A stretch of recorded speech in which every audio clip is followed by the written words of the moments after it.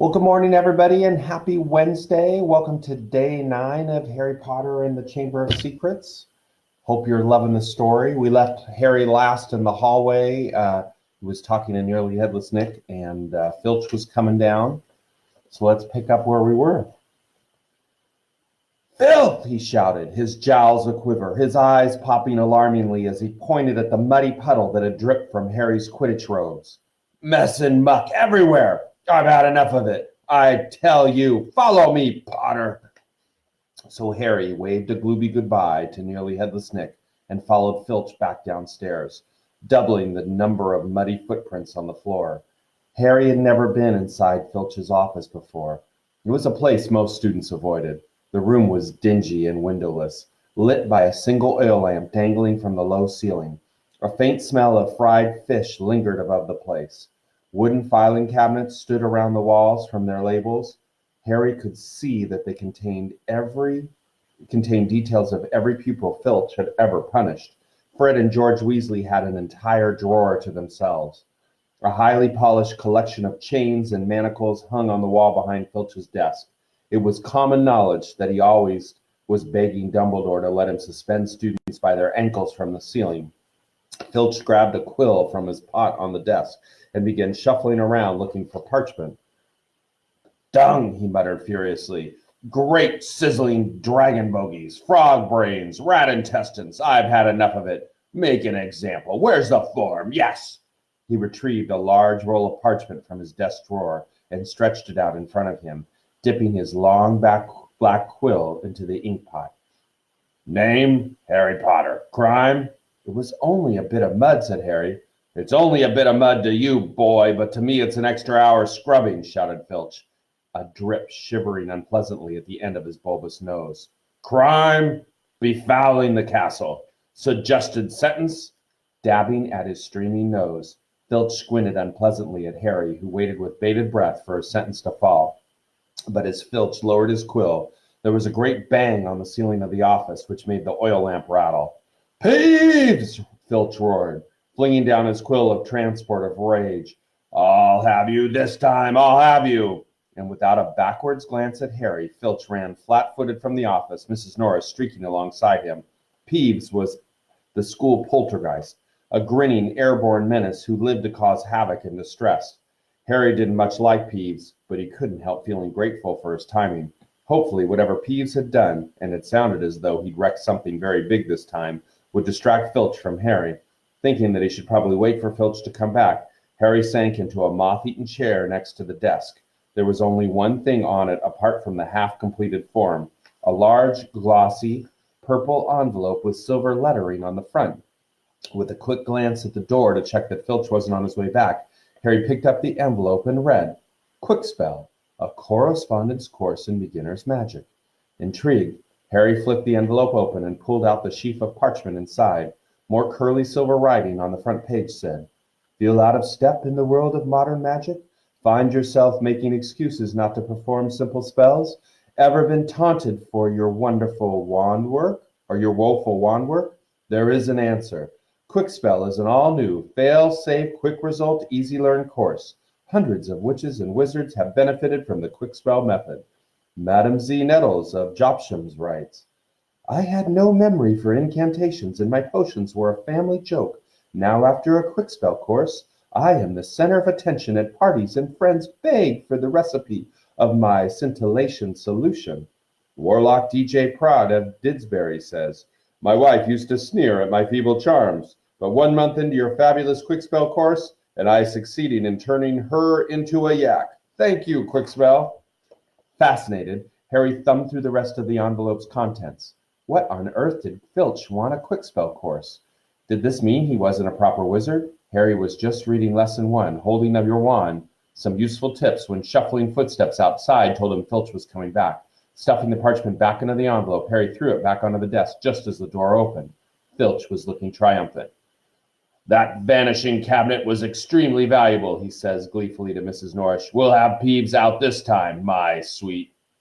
His eyes fell on Harry, and then darted to the Quickspell envelope, which Harry realized too late was lying 2 feet away from where it had started. Filch's pasty face went brick red. Harry braced himself for a tidal wave of fury. Filch hobbled across the desk, snatched up the envelope, and threw it into a drawer. Did you read? He sputtered. No, Harry lied quickly. Filch's knobbly hands were twisting together.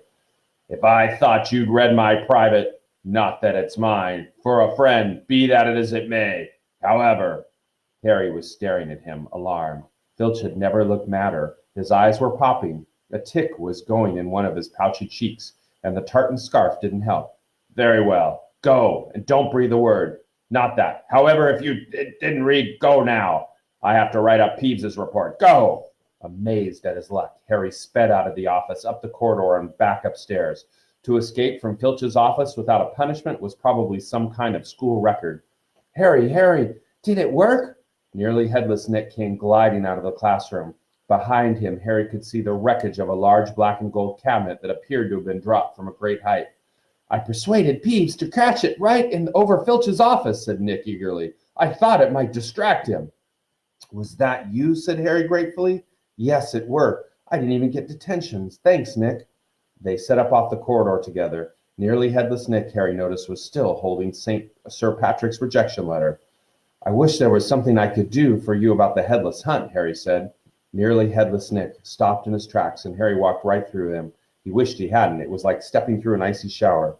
But there is something you can do for me, Nick said excitedly. Harry, would I be asking too much? But no, you wouldn't want. What is it? Said Harry. Well, this Halloween will be my 500th death day, said Nearly Headless Nick, drawing himself up and looking dignified. Oh, said Harry, not sure whether he should look sorry or happy about this. Right. I'm holding a party down in one of the roomier dungeons. Friends will be coming from all over the country. It would be such an honor if you would attend. Mr. Weasley and Miss Granger would be most welcome too, of course. But I dare say you'd rather go to the school feast. He watched Harry on tenterhooks. No, said Harry quickly, I'll come. My dear boy, Harry Potter, at my death day party. And he hesitated, looking excited. Do you think you could possibly mention to Sir Patrick how very frightening and impressive you find me? Of course, said Harry. Nearly Headless Nick beamed at him. A death day party, said Hermione keenly when Harry had changed at last and joined her and Ron in the common room. I bet there aren't that many living people who can say they've been to one of those. It'll be fascinating. Why would anyone want to celebrate the day that they died, said Ron, who was halfway through his potions homework and grumpy. Sounds dead depressing to me. Rain was still lashing the windows, which were now inky black, but inside all looked bright and cheerful. The firelight glowed over the countless squashy armchairs where people sat reading, talking, doing homework, or in the case of Fred and George Weasley, trying to find out what would happen if you fed a filibuster firework to a salamander. Fred had rescued the brilliant orange fire-dwelling lizard from a Care of Magical Creatures class, and it was now smoldering gently on the table surrounded by a knot of curious people. Harry was at the point of telling Ron and Hermione about Filch and the Quickspell course when the salamander suddenly whizzed into the air, emitting loud sparks and bangs as it whirled wildly around the room. The sight of Percy bellowing himself hoarse at Fred and George, the spectacular display of tangerine stars showering from the salamander's mouth, and its escape into the fire with accompanying explosions drove both Filch and the Quickspell envelope from Harry's mind. By the time Halloween arrived, Harry was regretting his rash promise to go to the Death Day party. The rest of the school was happily anticipating their Halloween feast. The great hall had been decorated with the usual live bats. Hagrid's vast pumpkins had been carved into lanterns large enough for 3 men to sit in, and there were rumors that Dumbledore had booked a troupe of dancing skeletons for the entertainment. A promise is a promise, Hermione reminded Harry bossily. You said you'd go to the Death Day party. So at 7 o'clock, Harry, Ron, and Hermione walked straight past the doorway to the packed great hall, which was glittering invitingly with gold plates and candles, and directed their steps instead toward the dungeon.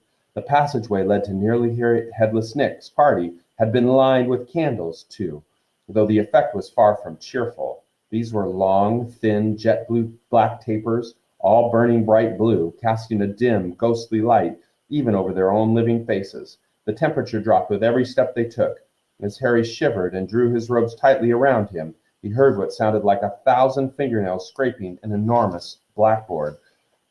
Is that supposed to be music? Ron whispered. They turned a corner and saw Nearly Headless Nick standing in a doorway hung with black velvet drapes. My dear friends, he said mournfully, welcome, welcome. So pleased you could come. He swept off his plumed hat and bowed them inside.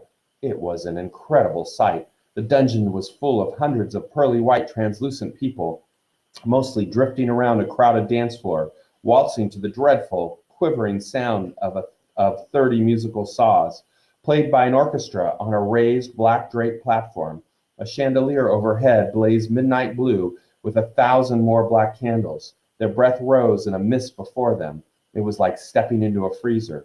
Shall we have a look around? Harry suggested, wanting to warm up his feet.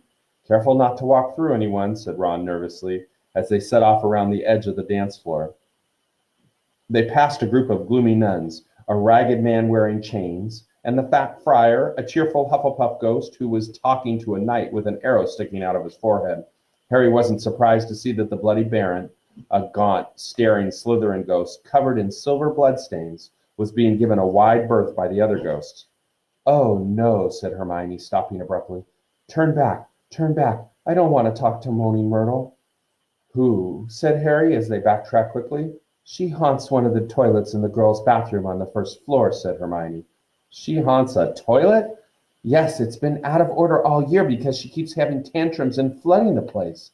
If I never went in there anyway if I could avoid it. It's awful trying to have a pee with her wailing at you." "Look, food," said Ron. On the other side of the dungeon was a long table, also covered in black velvet. They approached it eagerly, but next moment had stopped in their tracks, horrified. The smell was quite disgusting. Large rotten fish were laid on handsome silver platters. Cakes, burned charcoal black, were heaped on salvers.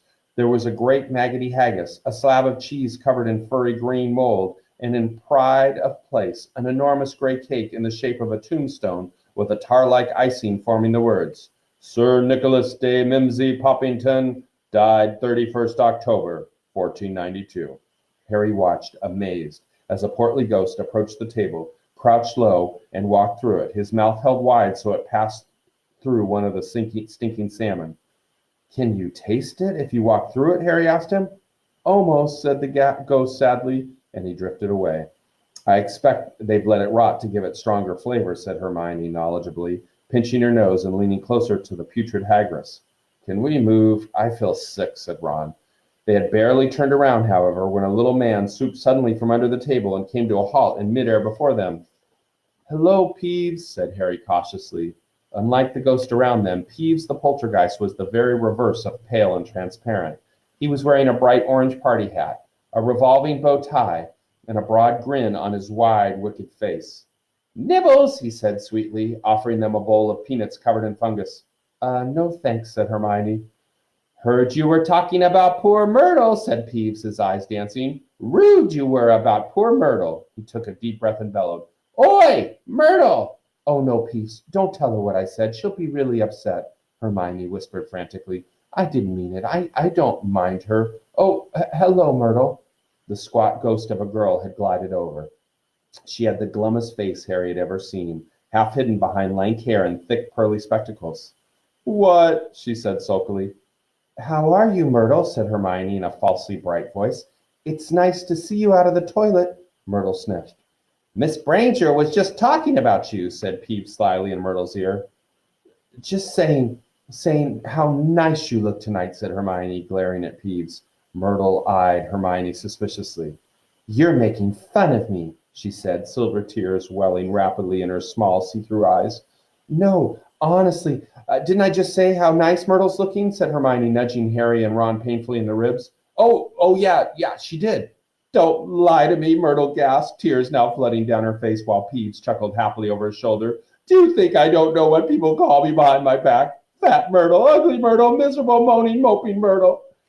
"You've forgotten Pimply," Peeves hissed in her ear. Moaning Myrtle burst into anguished sobs and fled from the dungeon. Peeves shot after her, pelting her with moldy peanuts, yelling, "Pimply! Pimply!"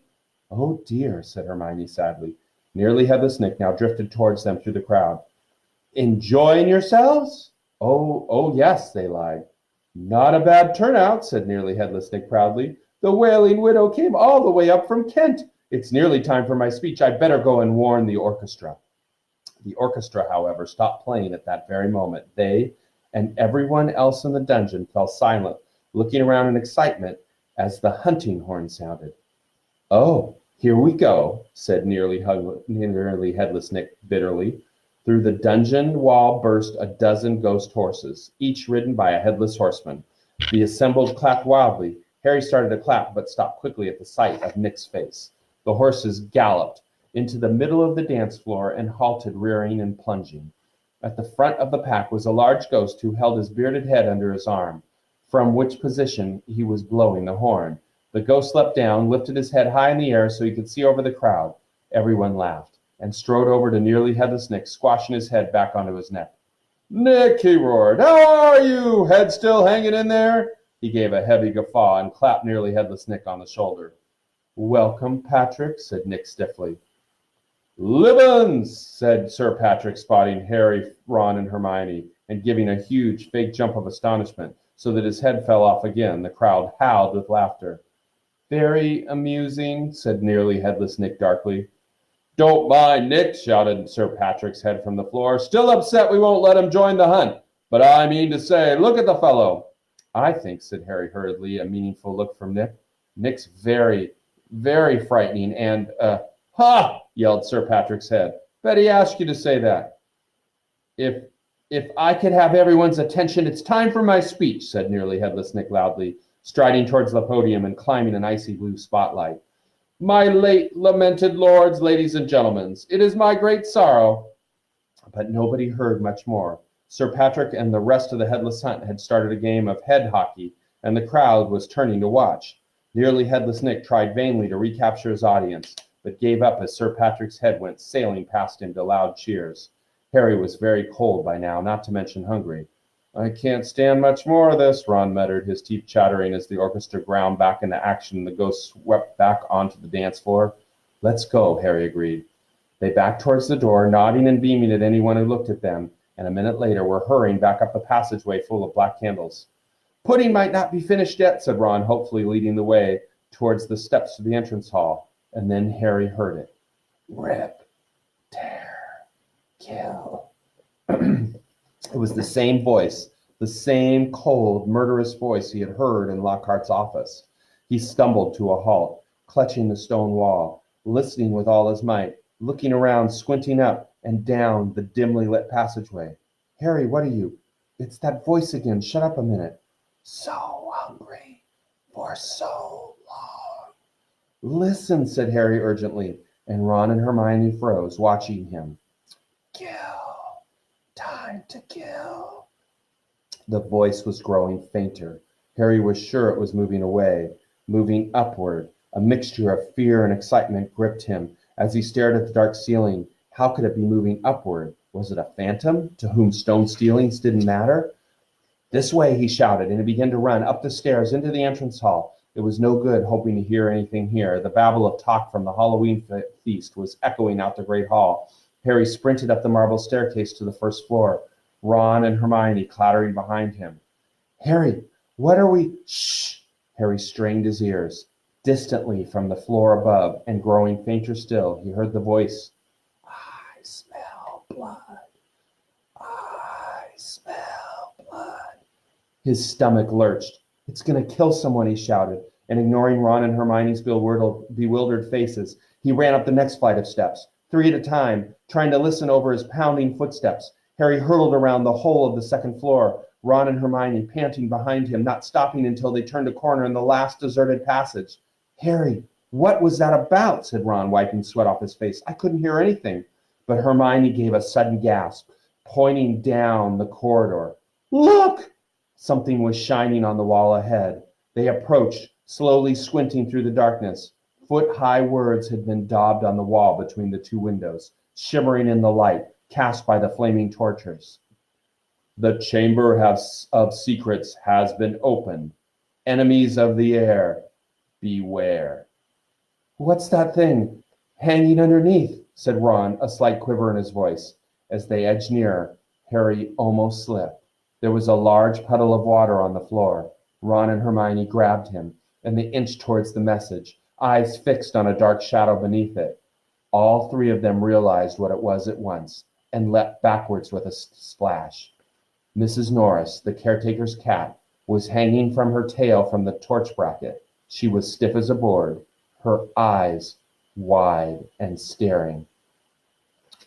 Okay, we're going to stop there today.